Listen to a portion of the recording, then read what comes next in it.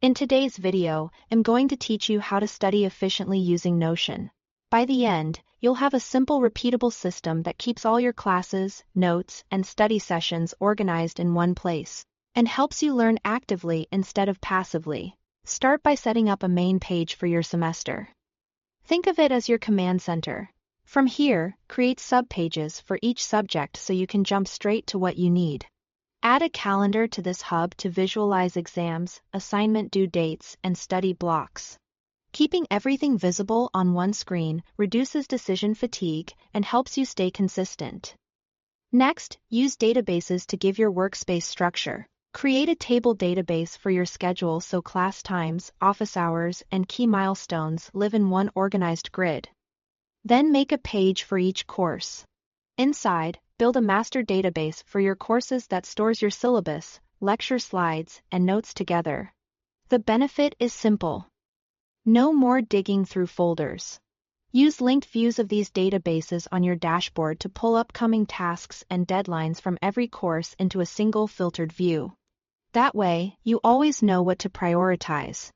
For note-taking, create a lecture template that includes a clear title, the date, and a short section for pre-class questions about key concepts. This primes your attention before class and keeps your notes consistent. Duplicate this template for each lecture so setup is instant. During or after class, switch into active learning. Create pages for each lecture and use the /toggle command to write questions. Hiding the answers underneath. Ask targeted prompts like, "Why is this concept important?" Or "How does it connect to last week's topic?" Then write concise answers under the toggle. This makes your notes study ready the moment you finish class. When it's time to review, quiz yourself with those toggle lists. Try to recall the answer out loud or on paper before expanding the toggle.